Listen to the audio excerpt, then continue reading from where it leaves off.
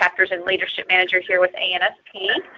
And I'm your liaison between national and all chapters. So anytime you have questions about chapters and your roles and responsibilities, I would encourage you to reach out to me. I'm available through email as well as phone 5 days a week. So let's go ahead and jump right in. Let's just start recording here, and we are. All right. I'm going to go ahead and mute you folks. I'm getting a little back talk here. Give me 1 second, and I will unmute intermittently to ask questions or give people a chance to ask questions and whatnot. All right. So just a quick overview of the board and your really general overall responsibilities. As a board participant, your role is to govern, lead, and provide stewardship for your chapter. With governance, you are setting policies and making decisions.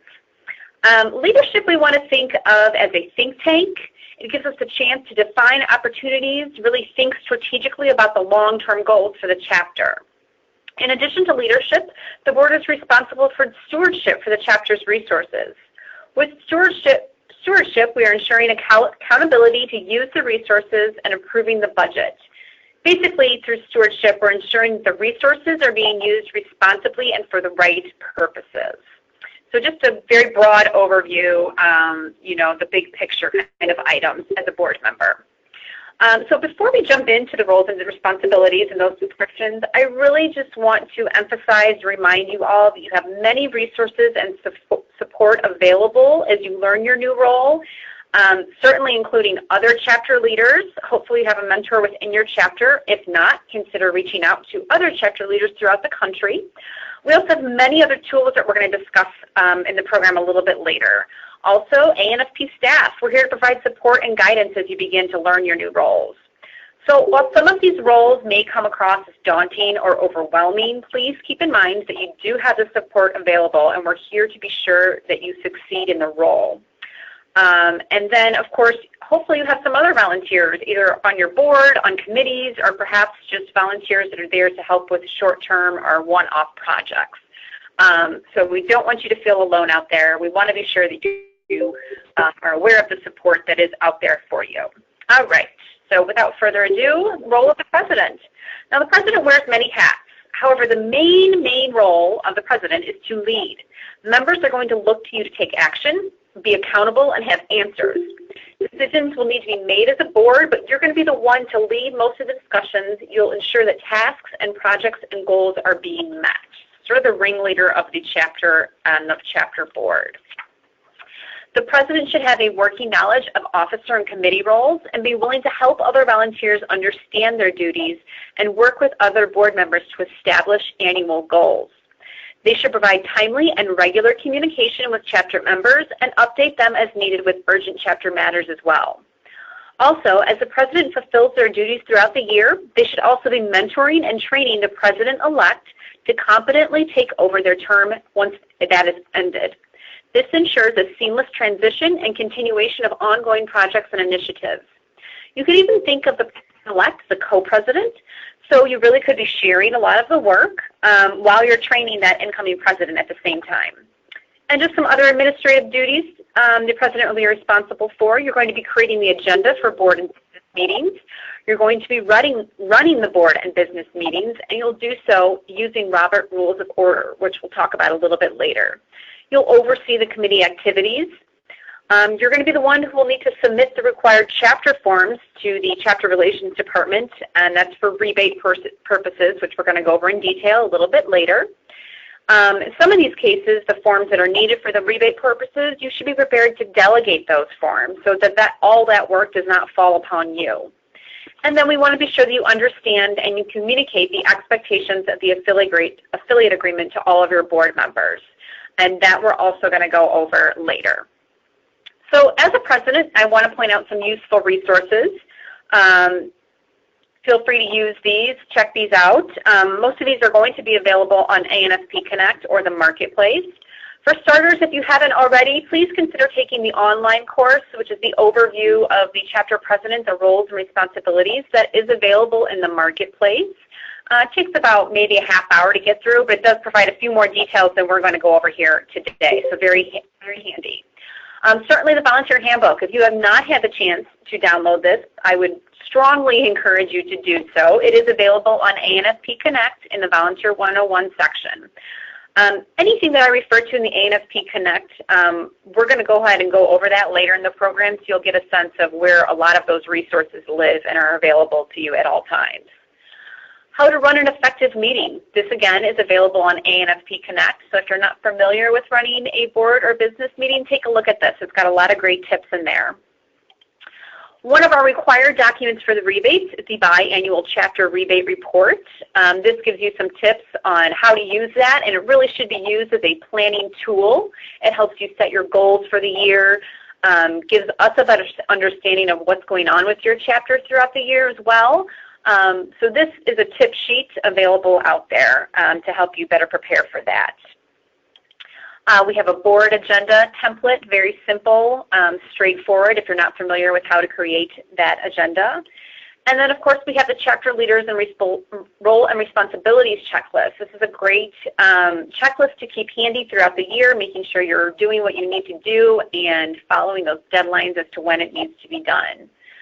And certainly, again, I can't stress enough, using other chapter leaders, or if you are in need of a mentor specifically, shoot me an email, give me a call, and I can happily connect you with somebody that would be able to help you out and provide guidance, because I do tell you, some of you will hear me say this again and again, but I am here to answer your questions. I'm here to provide support and guidance, but I myself have not sat in a chapter leader's position. So definitely rely on each other for those kinds of questions, but of course never hesitate to call me as well. All right, so role of the president-elect. These are very similar to the president's role in terms of, you know, your responsibilities. Again, if you want to view this role as a co-president and share more of that workload, I would really encourage you to do so. It benefits both people in the president as well as the president-elect role. And as the president-elect, really your job is to train and understand and be prepared to take on the presidential role when your term begins. You also want to create your own plan to ensure that you're ready to implement that immediately upon installation. And you're going to play a large part of the succession planning. You're going to be responsible for appointing your committee chairs, and you want to be sure you do that at least 6 months prior to you coming on as president. Some other things you're responsible for is actively recruiting volunteers, though this is a board responsibility, really in a lot of senses a member responsibility. So don't think that you're out there recruiting on your own, but it is one of your primary responsibilities as a president-elect. You'll also be the one to oversee activities of the district officers if your chapter has districts. Certainly help to oversee the committees such as program or the tellers committee if you have that within your chapter. You could make every effort, or you should make every effort to audit a National Board of Directors meeting at our annual conference. Technically, this meeting is open to any of our members. You are welcome to sit in and listen and learn as much as possible about the organizational goals, the objectives, as well as policies and procedures. It really gives you a great bird's eye view of how a board meeting should run and really overall governance policies. You're also going to be serving as the chapter finance committee, serving as that particular committee.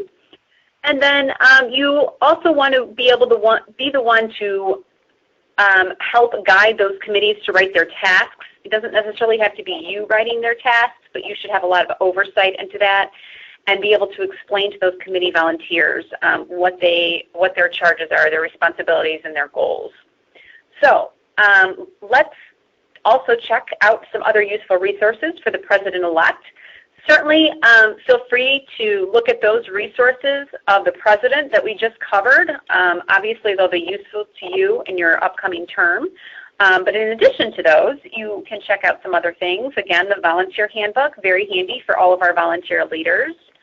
And then how to set up a succession of officers. This gives you kind of a guide into how you should be engaging with your members and your volunteers and how to really get them ready to take on larger volunteer roles and build that line of successors behind you. How to set goals. you might be new to that. A lot of you may have already had that experience either within your facility or another part of your life, even your own personal goals. So this gives you a better, clearer, defined way to set those goals for the chapter. So you are prepared to hit the ground running upon installation. We also have a form out there, tips on recruiting new members, just some helpful best practices when it comes to recruiting new members or volunteers in this case. And these resources, again, are available on ANFP Connect. And again, the chapter leader's roles and responsibilities checklist is really going to help you keep you on task and ensure that you're hitting those deadlines and those goals as needed. Certainly, a mentor or other chapter leader is also available to you as a useful resource. So I'm just going to pause here. I know I've covered a lot here in the last few minutes. I'm going to go ahead and unmute everyone. So again, if you do have background noise, would you please mute your phone? And let's see if there's any questions out there.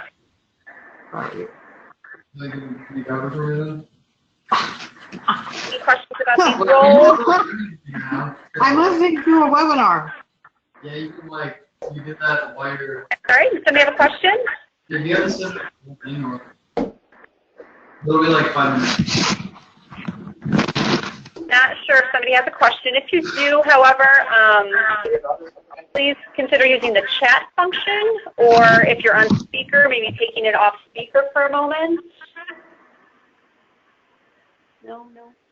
Okay. All right, I'll take that as a no. So I'm going to go ahead and mute everyone again, and we'll jump back to the presentation.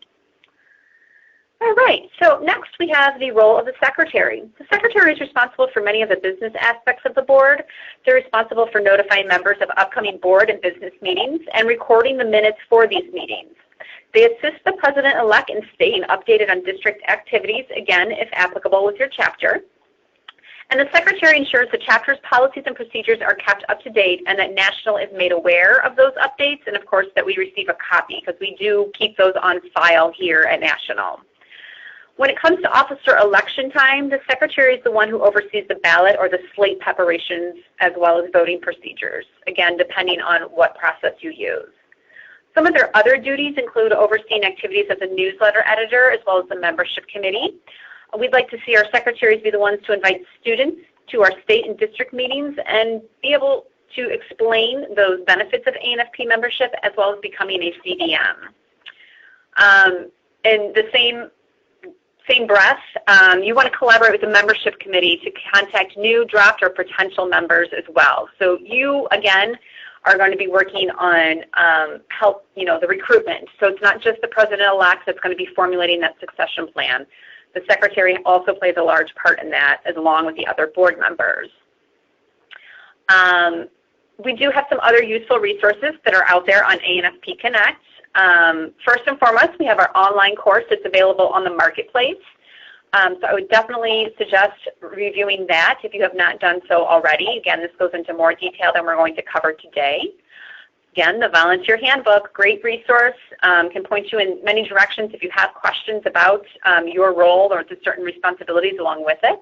If you're not familiar with taking minutes, we do have a tips sheet out there, and that's available on ANFP Connect. Very brief, but very important to know how to take minutes. So good piece to look at. How to run a successful election. If you don't have somebody that's going to be able to coach you and mentor you through that, this is a great resource, again, to look at that and gives you the step-by-step guide and how to do that. Also, if you're not familiar, again, with taking minutes, we have a template. It's very easy to follow. It gives you exactly what needs to be documented, how it should be documented, and how you keep those records. So definitely worth a look at that template if you're not familiar with that. And again, our chapter leaders' roles and responsibilities, as well as our mentors or other chapter leaders. I think you all probably know where I'm going with those last two resources, that they're important for each of our board members or chapter leaders to become familiar with. All right, so next, the role of the treasurer. The treasurer is responsible for the chapter's financial matters, including maintaining the financial records for the chapter, maintaining the checking and the savings account, and reporting the financial condition of the chapter to the board as well as the membership. Additionally, the chapter will be asked to prepare the annual budget with input from the other board members. So this is not just solely their responsibility They're going to be doing the administrative part of it, building the spreadsheet or whatever, format you choose to put it in.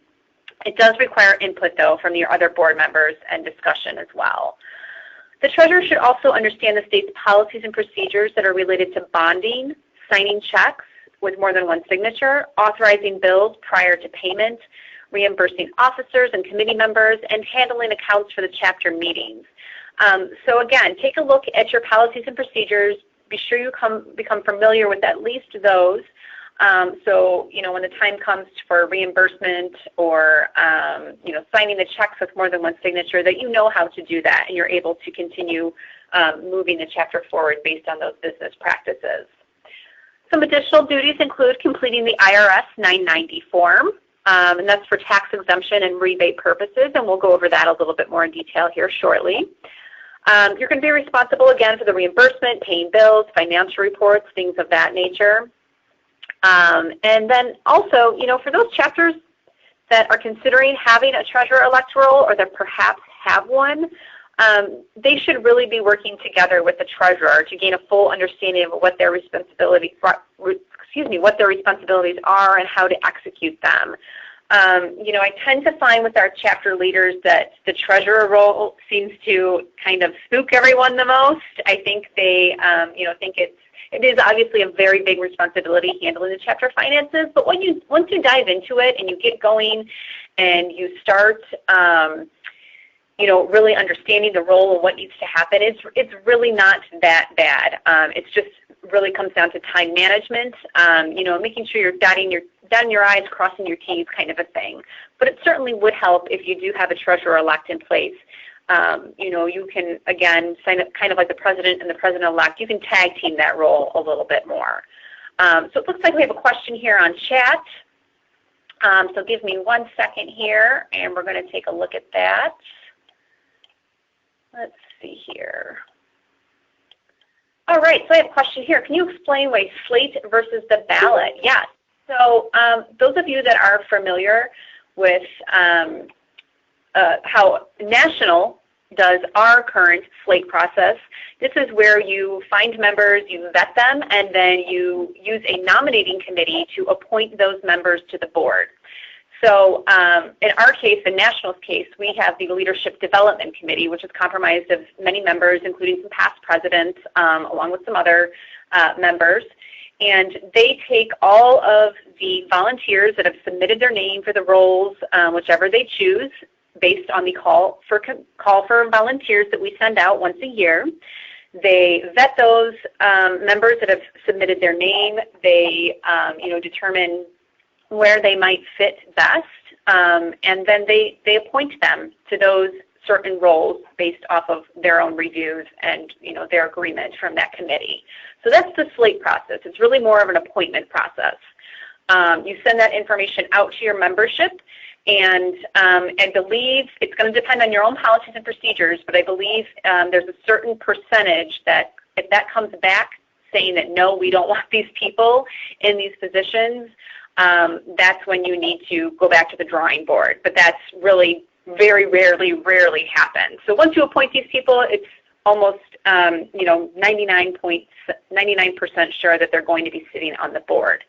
The election process, or the voting process, a ballot process, you can call it, is similar to our national presidential process. We have certain people that submit their name to be put on that ballot. Anyone can run, but most of the times there's certain qualifications they need to meet, and that will depend, again, on your own chapter's policies and procedures.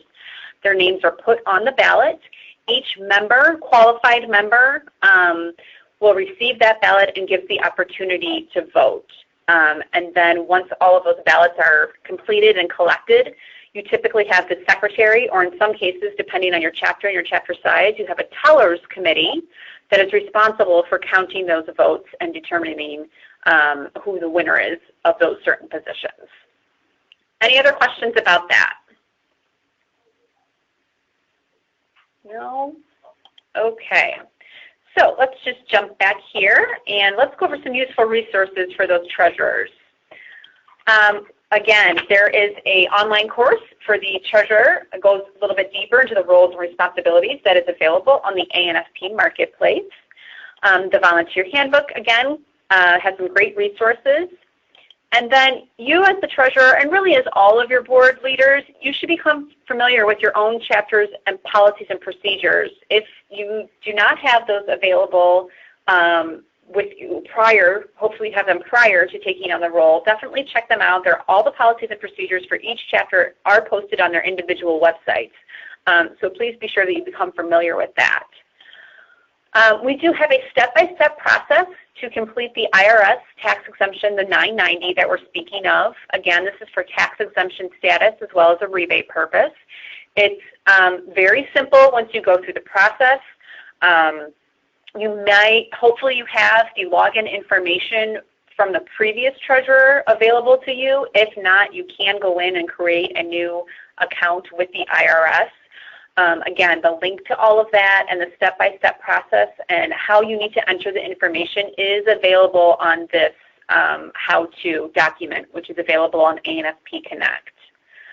If you're not really familiar with maintaining financial records, this is a great place to start. Though most of you as CDMs have that experience, so I feel confident, that you can take that experience and apply it to this role as a treasurer. And that really goes true for most of these chapter leadership positions. This isn't something that you need to start from scratch from. So much of the skills that you need for these chapter leadership positions are the skills that you already possess as CDMs, okay? So really want to keep that in mind as you're learning your new role and feel confident about that. And then again, your checklist, and of course, if you need a mentor, we have other chapter leaders available. So I really want to be sure that you're aware of those resources and many, many more resources that we're going to take a look at once we get onto ANFP Connect. So here I'm going to go ahead and unmute everyone to see if we have any questions at this time.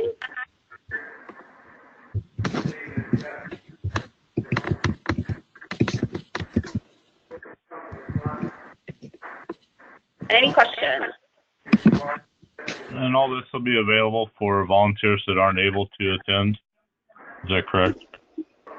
Yes, these resources that I'm referring to are available via our website at any time. I meant the training today. Excuse me. Oh, yes.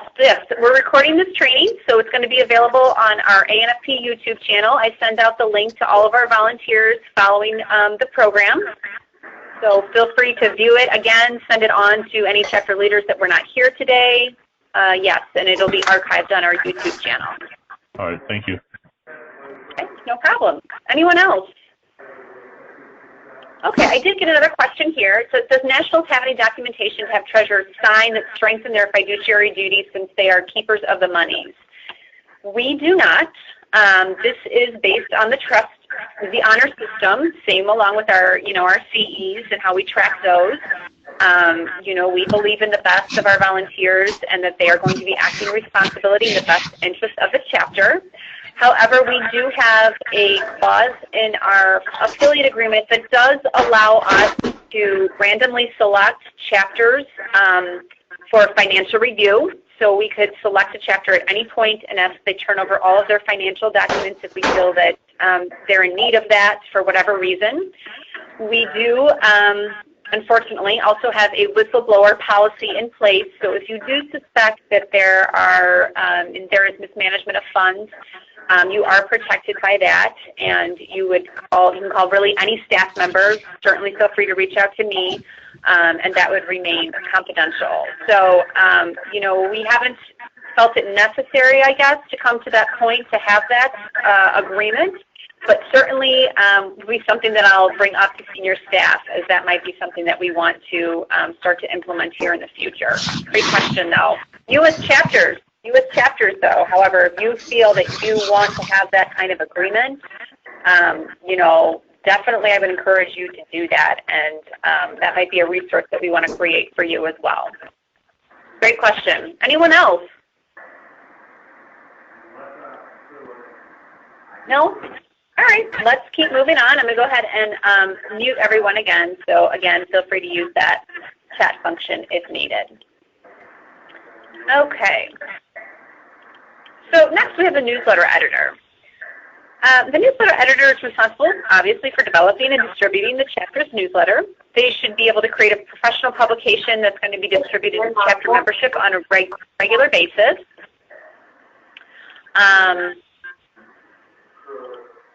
They're also going to be responsible that is professional, looking, the items are cited, they're timely, they're relevant, and they're attractively presented.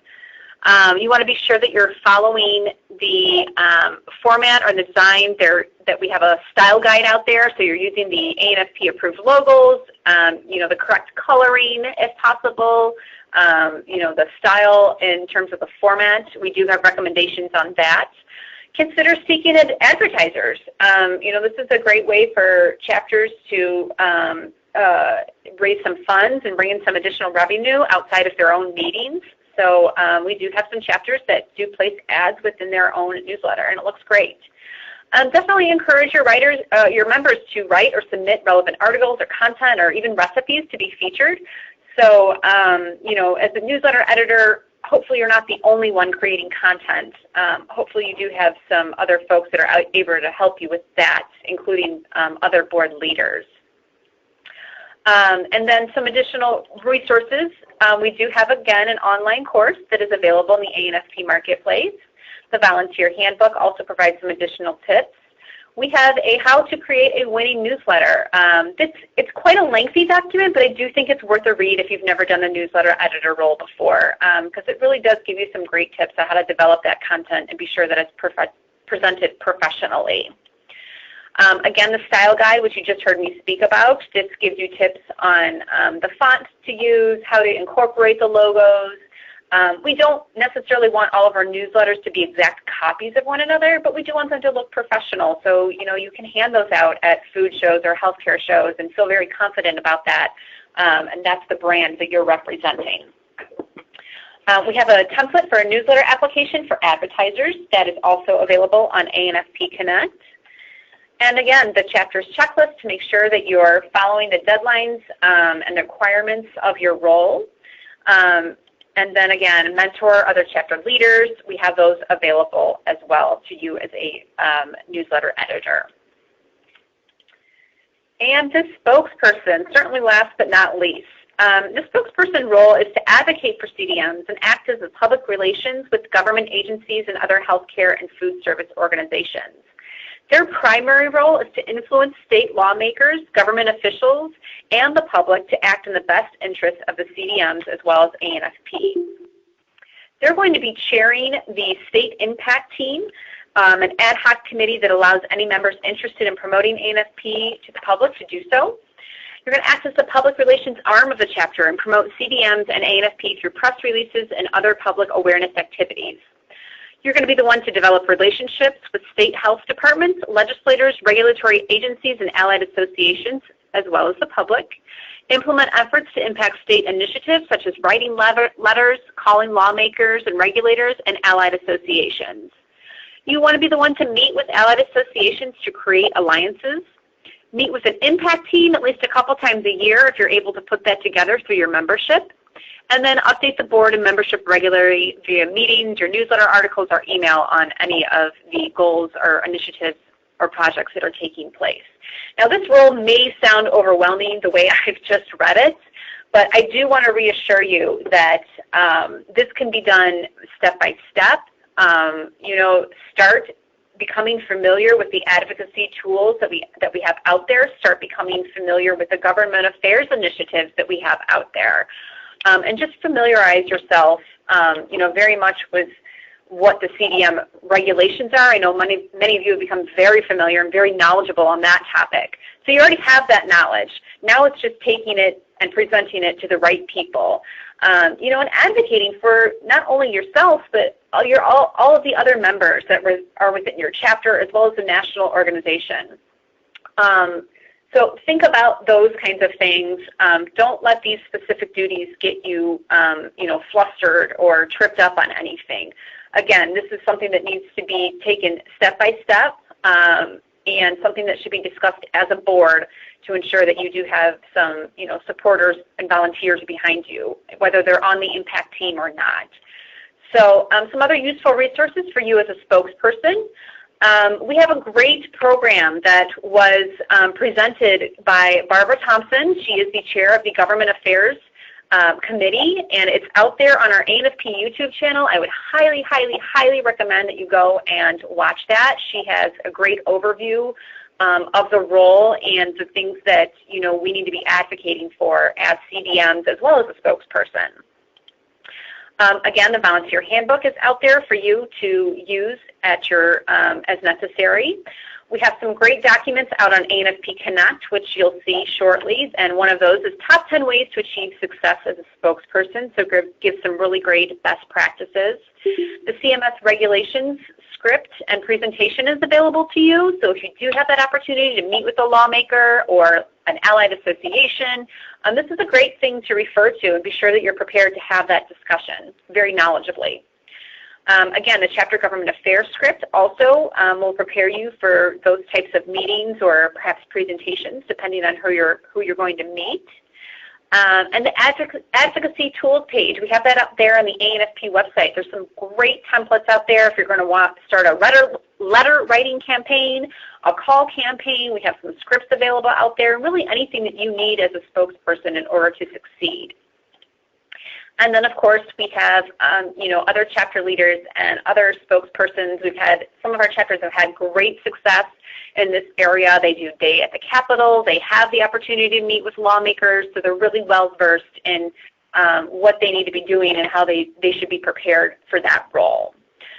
All right, so I'm just going to pause here before we jump into some other things and see if we have any questions about anything that we've covered thus far. No? Any questions? Okay. All right. Well, let's keep going. All right. So, we know that individual roles are important. Teamwork and collaboration are also important. Sometimes I hear chapter leaders doing everything on their own, and it kind of breaks my heart that they don't have more support out there, even if other chapter leaders are in place. So I want to stress that teamwork is essential to ensuring the success of the chapter and, to keep that succession of volunteers running. A lot of times if chapter leaders are doing all the work, they suffer from burnout and they leave and they don't want anything to do with their volunteer role. So teamwork is huge within this role as well. And you're setting that tone for your chapter. You're leading by that example.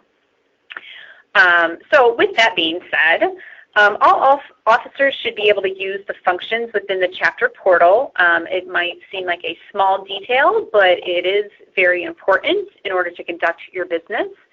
So they should be able to perform those administrative functions like pulling a roster, sending an email blast, and we do have video tutorials as well as step-by-step instructions on how to perform these tasks, and those how-tos and those videos are available on ANFP Connect.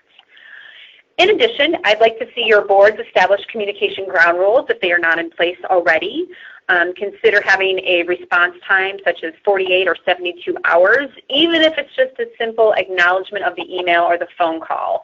That's just really a common courtesy saying, hey, I got your email. I can't respond to it properly at this time. I will respond by whatever date that might be. Ideally as soon as possible, but again, we understand this is a volunteer role and people have busy personal and professional lives, but we also want to be courteous of each other and recognize that we've received those communications. Also, during your board meetings, you might want to consider having your members put away those electronic devices so their attention is dedicated to the meeting, and consider giving, or not consider, but really you should have everybody should have that opportunity to speak about the topics or the issues being discussed.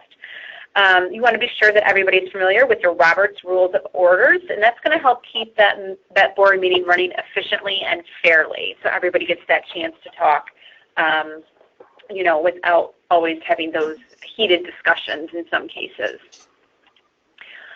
We want to understand this is a volunteer position. We know you're busy, but again, we want you to be there to participate and to engage, whether you're on your conference call, whether you're at your state meetings or in a board meeting. Encourage all of our members to be doing that, all of our board members to be doing that. And of course, this goes hand in hand with being accountable. The board should work as a team, and as you all know, teams need to rely on each other. You know that each person is reliable, and they're going to be accountable and responsible for their own roles and commitments. Also, board and board members need to plan ahead. When I say this, I really mean to ensure that your board has a conference call or a board meeting on the calendar. They should have this on the calendar at least one, one conference call or board meeting at any given time.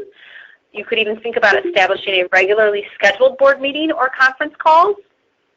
So that way you're always planning ahead and you have that cut out into your schedule. And ideally, each board should have a call or a board meeting scheduled once a month, or at least have that meeting face-to-face at least twice a year. That really helps everybody to connect in a different way and ensure that business is done properly and efficiently. And then, of course, just like any other role in your life, whether it is a CDM, whether it's a parent, whether it is a grandparent, whatever the case may be, is time management. This is going to require time management on your part, and that definitely goes hand in hand with planning ahead. So take some time, think about your tasks, when they need to be completed, if they're time sensitive, and ensure you allot yourself a time to get them completed because your board is relying on you as a team member. So each of you knows how to manage your time, and you wouldn't be in your current job positions if you didn't know how to, right? Okay. And last, we want to be sure we're keeping open communication with one another. This is really going to help to build trust with one another and ensure everyone can keep up with their responsibilities. If you think you're not going to make a deadline or you can't make the meeting last minute, communicate this with your fellow board members rather than just blow it off. Unfortunately, we've seen some chapter leaders become overwhelmed, and rather than communicate this, they just tend to fade away and we never hear from them again.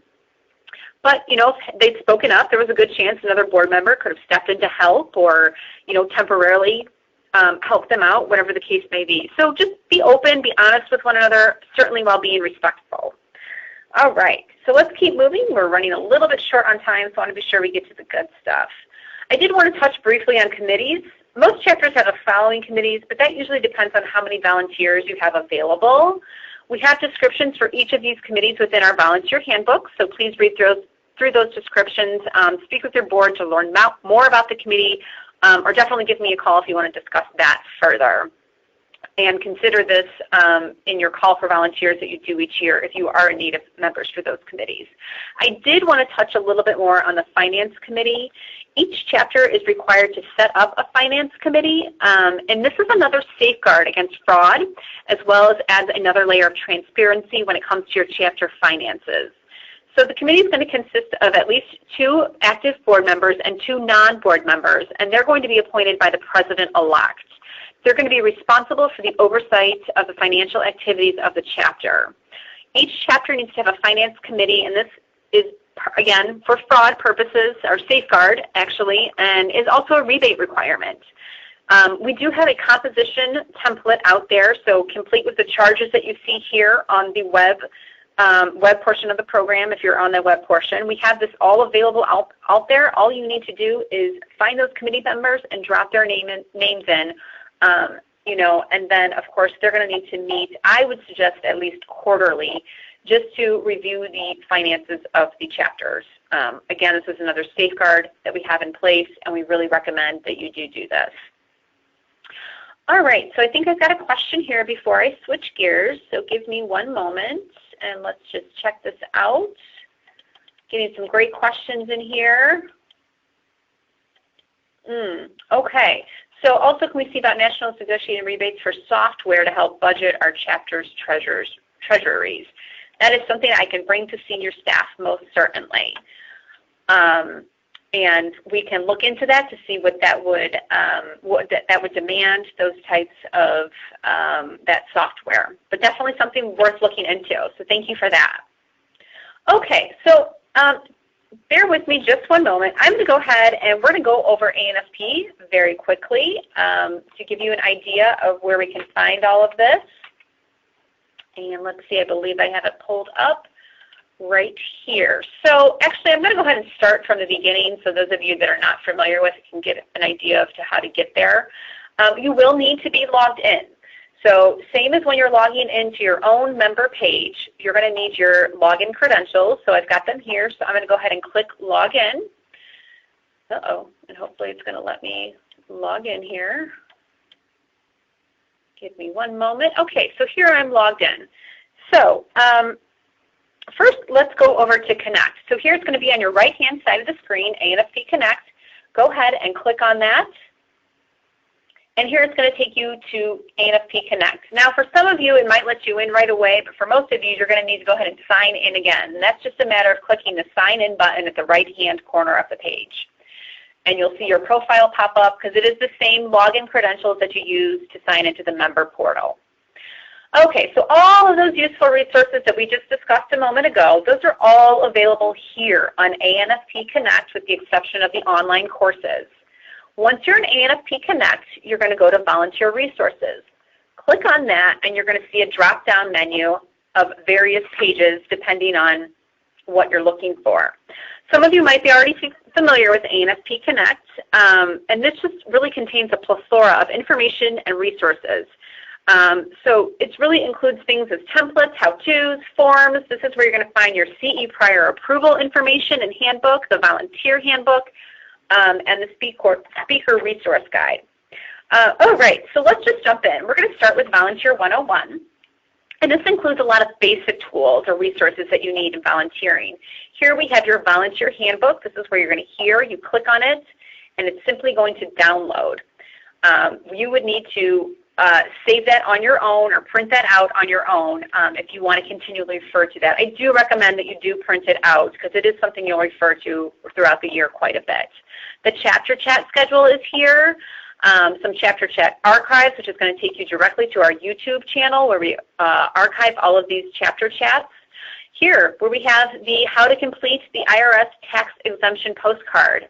Again, a lot of these are going to automatically download or open in a new window once you click on the link. So just to give you an idea of what some of these look like, this gives you a step-by-step on how to do this, how you should be completing the information. Okay, so very simple. Here's the link in order to file. They'll take you directly to the IRS website and how you can go about uploading it once you've received that receipt. So again, a lot of great things here. I'm not going to go over each and every one of these. I would suggest that you take some time to peruse all of these resources available in Volunteer 101. Next, board governance. And I'm just kind of skipping around here just to give you an idea of what is contained in each of these tabs. This is where we have some templates, including the bylaws template and the policies and procedures. The affiliate agreement is updated here every year. We do ask that the board review this, become familiar with it, and that the president sign and submit that. And that is going to be due here fairly soon as part of the rebate requirement. Here's where our chapter leader roles and responsibilities checklist lives. I think it's in a couple places actually. But again, here where we have everything listed, you can go in and determine when some of these things are due based on what your needs are as your chapter. But then we also have all of the rebate requirements and when those are due included in this checklist as well. And we did make this editable, so if you needed to go in and add some of your own things, certainly feel free to do that. Here's where we have how to run a successful election, how to use the slate process, how to take minutes.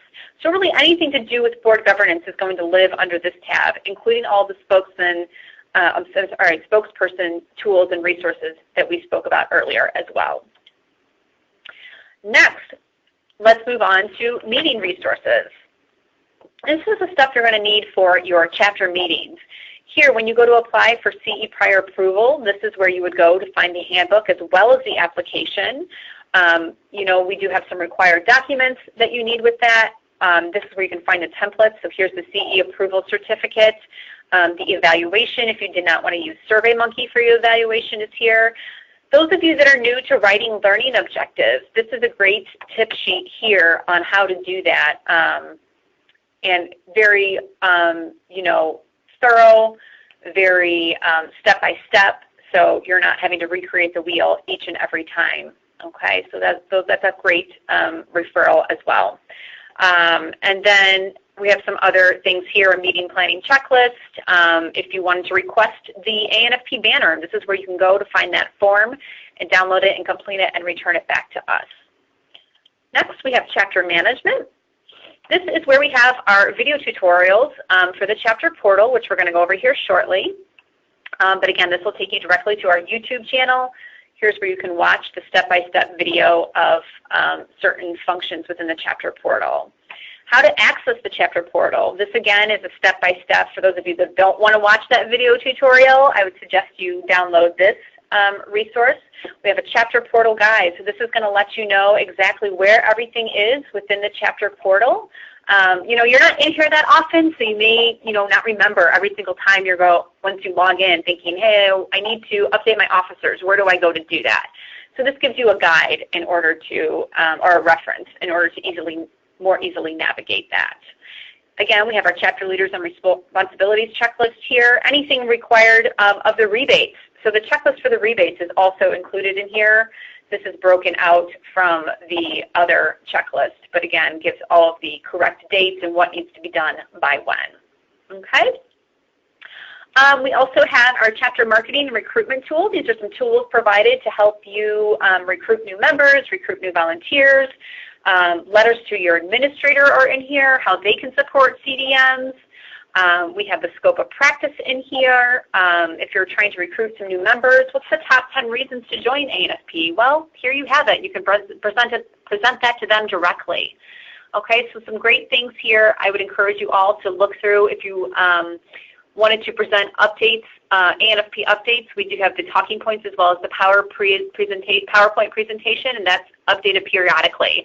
So be sure when you are presenting that to make sure that you have the most up-to-date information.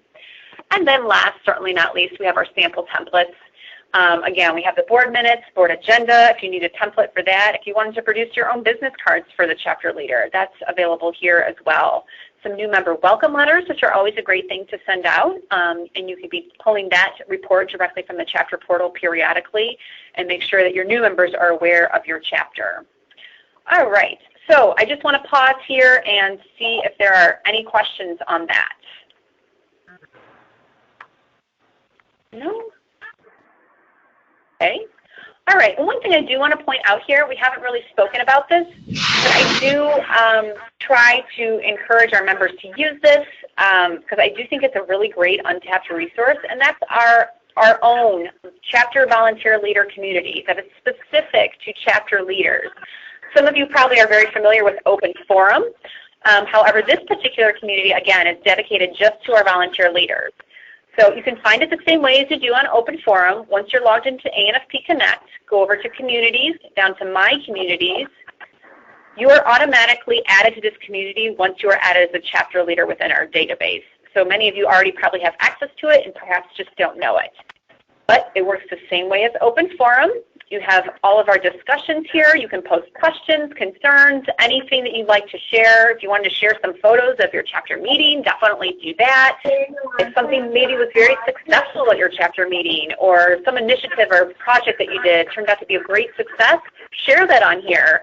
There's probably, many other chapter leaders that want to hear that and may be able to put that into their own practices.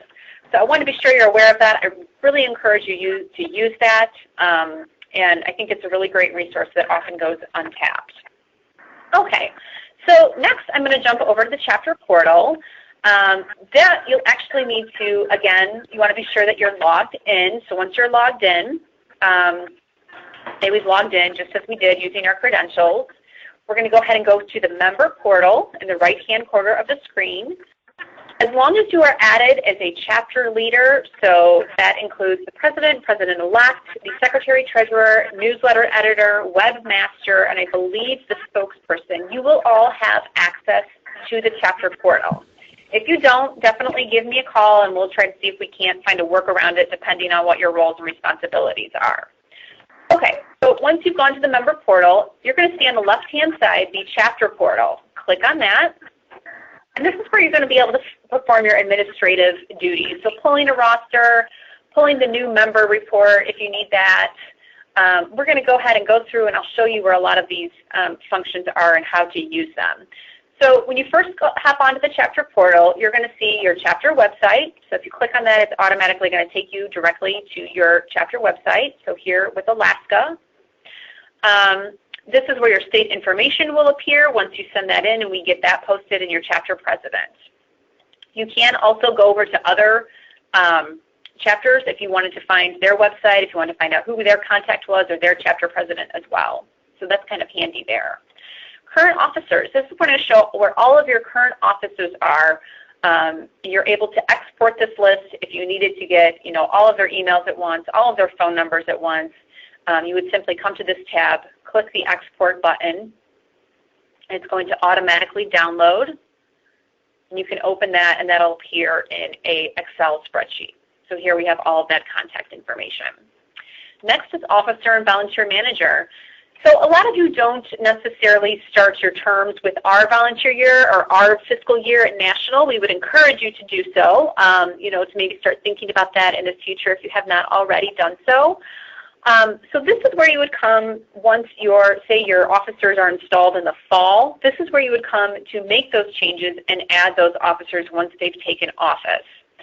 So say you have officers that have been installed, it's October, you need to go ahead and make that change. What you're going to do is add the position in the current term by clicking on this button here. It's going to ask you for the information in order to look up the record. Funny thing, I was talking with a chapter leader, and there's some little idiosyncrasies with the chapter portal, and one of those is that you only need to complete one field here in order to look up the record. So I'm just going to complete one field, the first name, click search. Here's my record. Now this name is very unique, so only one record appears, but if you do have more common names like a last name Smith or Johnson, you may see that more than one result turns up. So just be sure that you're selecting the right record. So go ahead and hit select on the right-hand side. Then there's the name appears, and then the drop-down menu appears. And you're going to want to determine which one. If they're president-elect, let's say, you're going to go ahead and select that position, click Add Position, and here we go. She shows up as a president-elect. Now, if you are going to add future electees, please note that will only show from June 1st to May 31st because that is hard-coded into our system. So come next spring, knowing you're going to have new officers coming in on that June 1st, you would need to add them here as a future or upcoming term add electee. Now, if you have officers continuing, say from they just were installed in the fall, their term goes until the next fall, you're still going to need to come here and add them as electee as long as you do that prior to June 1st. Again, our system is hard-coded, so when you add these positions here, their records show that position began on June 1st and will end on May 31st. I apologize, it is so confusing. I wish there was another way we could do that, but that's just to kind of give you an overview. Don't worry terribly about it now. I'll be sending out reminders throughout the year. We'll have how-to instructions. Certainly give me a call. Hopefully you have a mentor that is going to walk you through that process. So for now, just focus on adding those positions that are currently in place or that will become in place during the course of the volunteer year. Next, we have chapter management.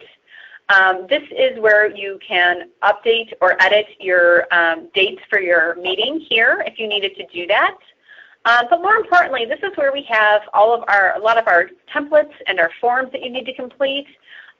Here is where we have the chapter rebate report. We have parts 1 and part 2. Let's see if I can find part 1 here.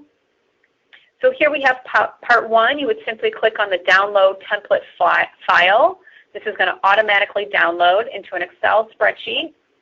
And this is where you're going to respond to these questions. And again, this is due July 15th as part of the rebate requirement. You do want to be sure once you've completed this that you save it to your computer so you're able to upload it, which you would come back to the chapter portal and do that here, simply clicking Upload Document. You're going to be able to choose your file depending on where you saved it. Click on it, and then you would upload it from here. And again, if you have questions and you go through this, just because you're not in this every day, you're not going to be as familiar with it. And that's okay. Happy to help you walk through that, okay? If you wanted to apply for some of the chapter awards, the communications, the government affairs, membership, and diamond awards, this is where you would find those applications as well. Next, your roster. This is probably the one that you'll use most frequently. Here you can filter it if you needed to. If you wanted to see, oh, who went to this year's annual meeting, you could come here and filter it through that.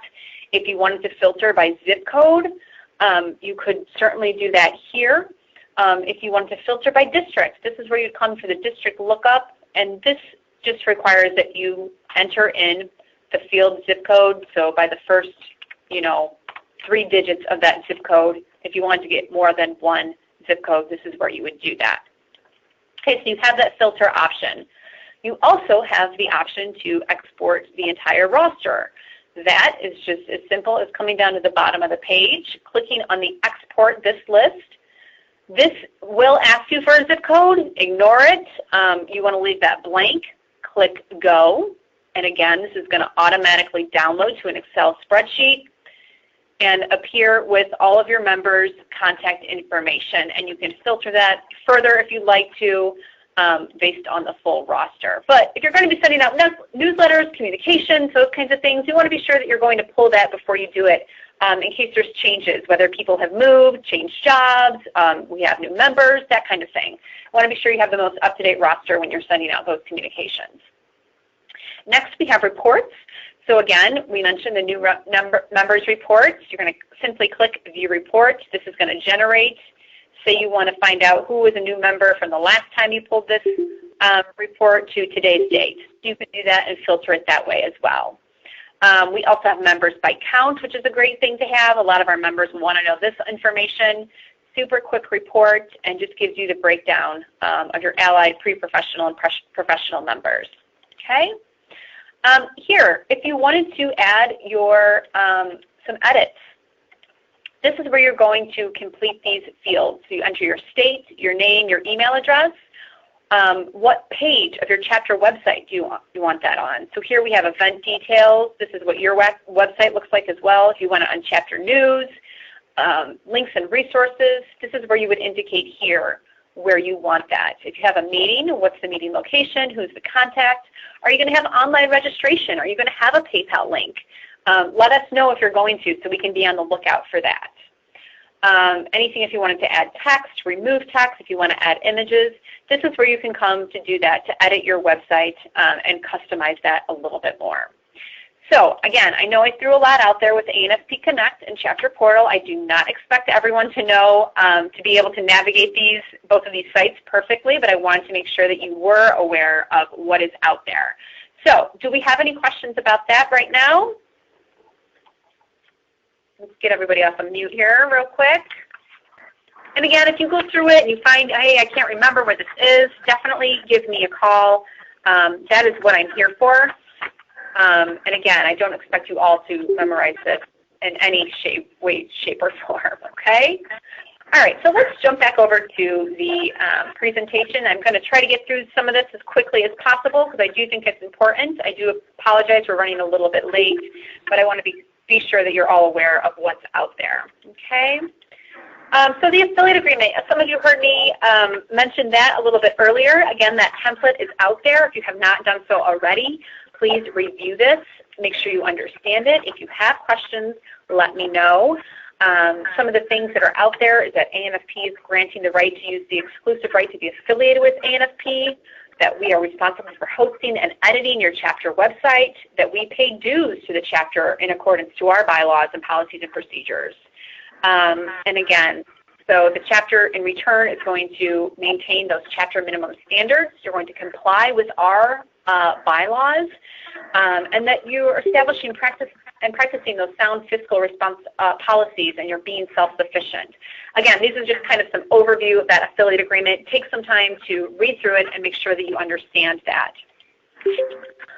Policies and procedures, again, something else that you're going to want to become familiar with. They never seem important until the time comes when you actually need them. So it is important that they're up to date, that they're understood, and that the policies that are needed are in place, because they're really how your board is going to regulate and how you're going to run the chapter to ensure that everything is managed effectively and efficiently. Now, bylaws, those are important as well. They're considered the legal document, and they're going to dictate how your organization must be governed. Most of them are adapted from our own national bylaws. Again, they need to be reviewed annually by your board, kept up to date, and you want to be sure that your board members are understanding those provisions and what they mean. Next, we have chapter minimum standards. This is all included within the volunteer handbook. It is included in the chapter responsibilities checklist as well. But some things that we do expect and require of our chapters is that they're completing the biannual chapter reports. There's two parts to that. One is due July 15th, the other January 15th. We expect each of our chapters to file a 990. And that's to ensure that each chapter maintains their own tax-exempt status. So very important that you do that because that can be revoked if that is not done.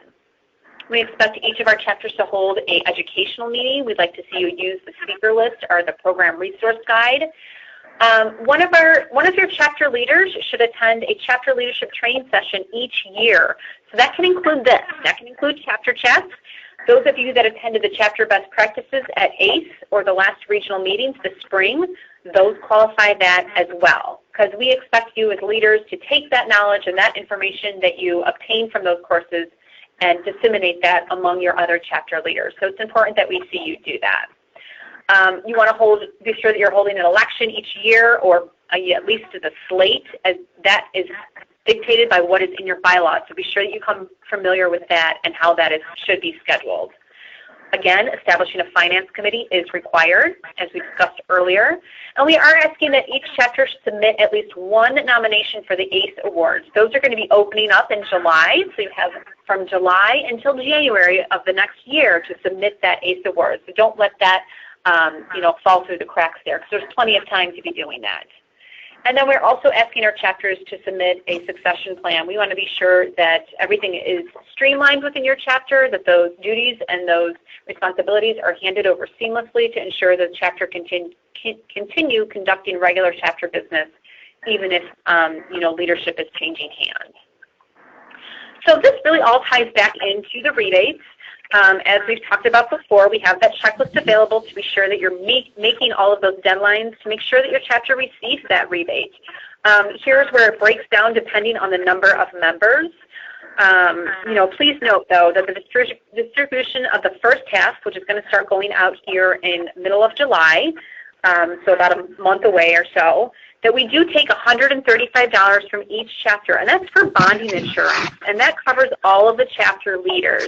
So just know that you're covered with the bonding and the liability insurance based off of that fee.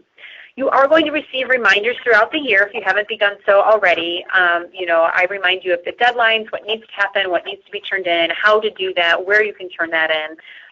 So we all know when those things need to be done. You and your board need to decide possibly on who needs to handle some of these things if we didn't outline them in the responsibilities, which I believe most of that is outlined within the responsibilities.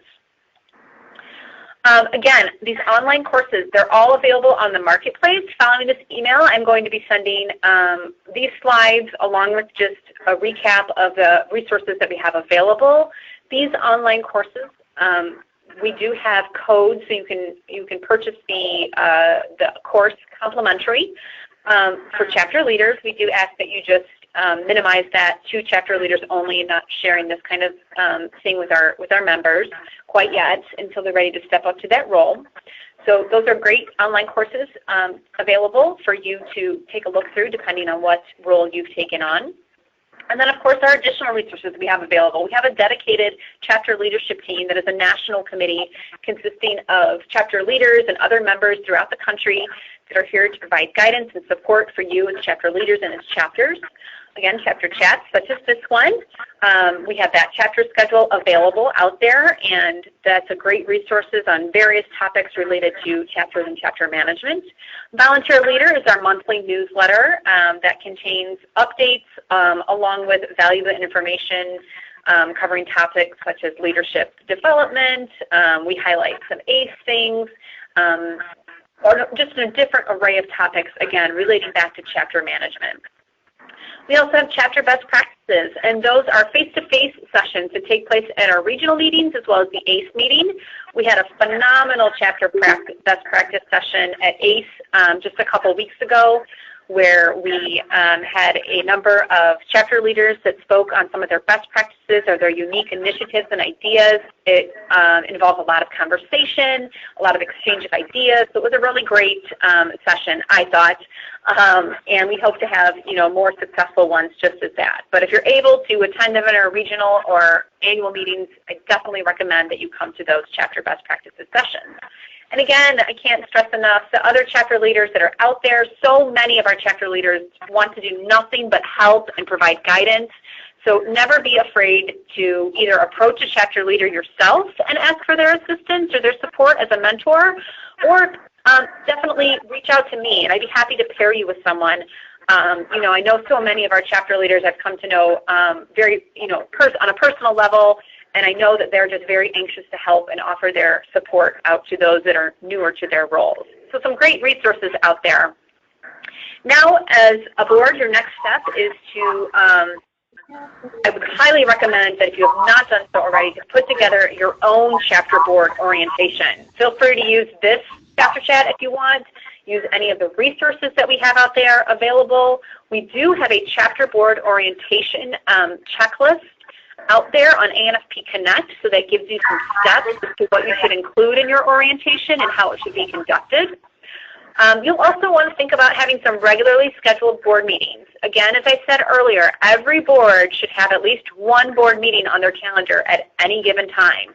Hopefully it's more regular, but you should never leave a board conference call or a board meeting without establishing your next meeting time. This is going to help you stay on target. It's going to ensure that your tasks and your goals and your projects are completed in time as well. Some of you may be at the point where you're ready for a member satisfaction survey. I think this is a great tool because you're really going to gain an understanding about what your members not only need, but what they expect of you as a chapter board. So, a great tool to have out there. If you wanted to do that, we could develop a template, or I'd be happy to share with you some of the questions that I've used in terms of our volunteer satisfaction survey. So those of you that are, in a great place as a board and as a chapter, think about that as something to include in this year's goals. And again, always ongoing and open communication with one another, with your members. I think they appreciate that. That's them, you reaching out to them is letting them know that you're engaged and that you're wanting to communicate and understand them and that you're there to serve them as a board. And then certainly recruit, engage, and retain. That can't be said enough. And again, that just doesn't, I don't think that necessarily falls on the shoulders of the board members. I do feel that as an ANFP member, that is really everybody's responsibility. The more members we have on board is only going to do greater things for the CDM, the credential, and the healthcare and the food service industries as a whole. All right, so I know we've covered a lot today. Definitely if you have questions, certainly now. I do have the lines opened up. If you wanted to pop through a question, I apologize for running a little bit late. As you can see, we could be here all day talking about some of these resources and the things that are available and the roles and responsibilities. I don't want anybody here to walk away overwhelmed. Again, this program was recorded, so we're going to archive that, take some time to look through ANFP Connect and the chapter portal. If you have questions following this program, reach out to me at any time. Give me a call. Hopefully you have some past officers within your chapter that you can reach out to. Hopefully you take advantage of the volunteer open community that we have online to ask those questions. And just really know that you have a lot of resources in place to make sure that you succeed in your role. And then if you're on the web portion, we just have some important dates out there. You'll be seeing some more reminders from me coming your way. I believe I sent one out yesterday, so just be aware that we have an upcoming deadline approaching that ties to the chapter minimum standards as well as the rebate requirements. And then please mark your calendar for the next chapter chat, Tuesday, August 21st. We're going to be talking about building a better board. We'll cover such topics that we've just kind of mentioned today, including call for volunteers, how to run a successful election, and using the slate process as well as succession planning. So this was kind of a starting point or a jumping off point. Our next chapter chat, we're going to dive a little bit deeper into some of these topics. Again, thank you everyone so much for joining this program. Feel free to reach out to me with any questions or follow-up concerns, and have a wonderful afternoon. Thank you.